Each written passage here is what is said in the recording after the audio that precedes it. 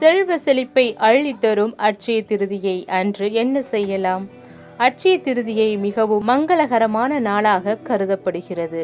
சித்திரை மாதத்தில் வளர்பிறை திருதியை திதி வரும் நாளைதான் அட்சய திருதியை தினமாக கொண்டாடப்படுகிறது. இந்த வருடம் அட்சய திருதியை ஏப்ரல் 30 புதன்கிழமை அன்று இன்று அட்சய திருதியை கொண்டாடப்படுகிறது.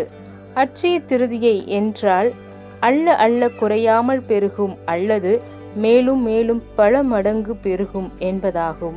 அட்சய திருதியை நாளில் வாங்கப்படும் எந்த பொருளும் இல்லத்தில் குறைவின்றி நிறைந்திருக்கும் என்பது நம்பிக்கை.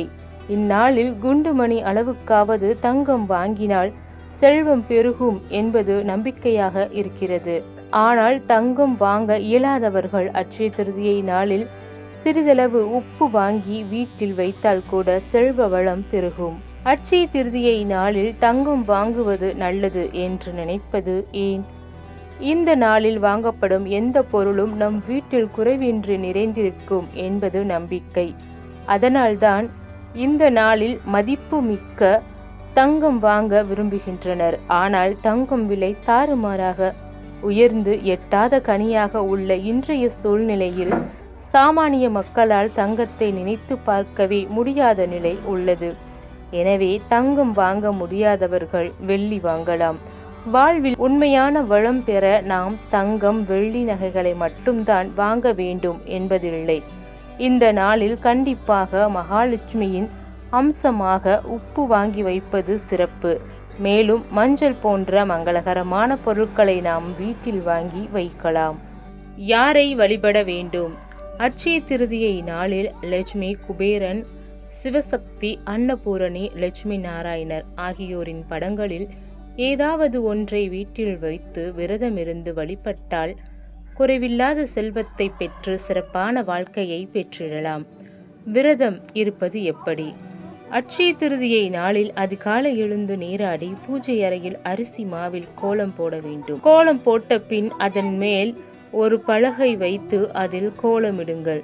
அதில் வாழை இலையை போட்டு அதன் நடுவே பச்சரிசியை பரப்பி அதன் மேல் செம்பில் நீர் நிரப்பி மஞ்சள் தடவி தேங்காய் வைத்து அதை சுற்றிலும் மாவிலை வைத்து கலசமாக அமைத்திடுங்கள். கலசத்திற்கு பொட்டு பூ வையுங்கள். லட்சுமி, குபேரன், சிவசக்தி, அன்னபூரணி, லட்சுமி நாராயணர் ஆகியோரது படங்களில் ஒன்றை வைத்து அதற்கு சந்தனம், குங்குமமிட்டு மாலையிட வேண்டும். பின்னர் காமாட்சி விளக்கு அல்லது குத்து விளக்கினை ஏற்றி வையுங்கள். மஞ்சள் பிள்ளையார் பிடித்து குங்குமமிட்டு வாழை இலையில் வலப்பக்கம் வையுங்கள். நீங்கள் புதிதாக வாங்கிய பொருளை கலசத்தின் முன்பாக வைத்து தீபாராதனை காட்டி வழிபட வேண்டும். முதலில் விநாயகரை மனதார வேண்டிக் கொள்ளுங்கள். பின்னர் கலசத்தில் மகாலட்சுமியை எழுந்தருளும்படி பிரார்த்தித்து தூப தீப ஆராதனை காட்டி வழிபட வேண்டும். இன்றைய தினம் மாலையில் கலசத்துக்கு மீண்டும் தூப தீப ஆராதனையை காட்டி கலசத்தினை வடக்கு பக்கமாக நகர்த்தி வையுங்கள். கலசத்தினை நகர்த்துவது விரதத்தினை நிறைவு செய்துவிட்டதாக அர்த்தம்.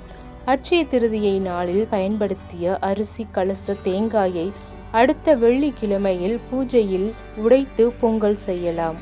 அட்சய திருதியை நாளில் குலதெய்வ வழிபாடு செய்வதும் முக்கியமானது.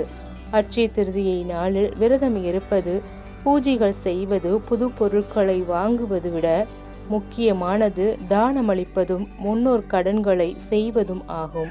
இந்த அட்சய திருதியை தினத்தன்று வெண்மை நிற பொருட்கள் விசேஷமானது ஆகும். வெண்ணிற மல்லிகைப்பூ, வெண்பட்டு ஆடை, வெண்ணிற பால் பாயாசம் இவைகளை பயன்படுத்துதல் சிறப்பாகும். அட்சய திருதியை நாளில் தங்கம்தான் வாங்க வேண்டும் என்றில்லை. உப்பு, மஞ்சள், நெல், அரிசி ஆகியவற்றை வாங்கி லட்சுமி படத்திற்கு முன் வைத்து வழிபடலாம். அட்சய திருதியை அன்று தங்கம் வாங்குவது மிகவும் மங்களகரமானதாக கருதப்படுகிறது. தங்கம் லட்சுமி தேவியின் அம்சமாக பார்க்கப்படுவதால் அன்று தங்கம் வாங்கினால் வீட்டில் செல்வம் பெருகும் என்பது நம்பிக்கை. அதனால்தான் தங்க நகைகளை பெரும்பாலானோர் விரும்பி வாங்குகின்றனர். இந்நாளில் புதிய தொழில் தொடங்குவது, புதிய ஒப்பந்தங்களில் கையெழுத்திடுவது போன்ற சுப காரியங்களை செய்வது நல்ல பலனை தரும். இந்நாளில் கங்கை போன்ற புனித நதிகளில் நீராடுவது பாவங்கள் நீங்கி புண்ணியம் சேர்க்கும் என்று கூறப்படுகிறது. வீடுகளிலும் கோவில்களிலும் லட்சுமி தேவியை வழிபடுவது வழக்கம். லட்சுமி தேவி செல்வத்தின் அதிபதி என்பதால் அவளை வழிபடுவதன் மூலம் வீட்டில் செல்வம் பெருகும் என்பது நம்பிக்கை.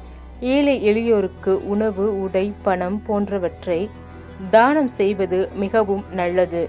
அட்சய திருதியை நாளன்று தங்கம் வாங்குவது மட்டுமல்ல, இந்த நல்நாளில் நாம் செய்யும் ஒவ்வொரு நல்ல செயலும் நம் வாழ்வில் வளத்தையும் மகிழ்ச்சியையும் கொண்டு சேர்க்கும் என்பதில் ஐயமில்லை.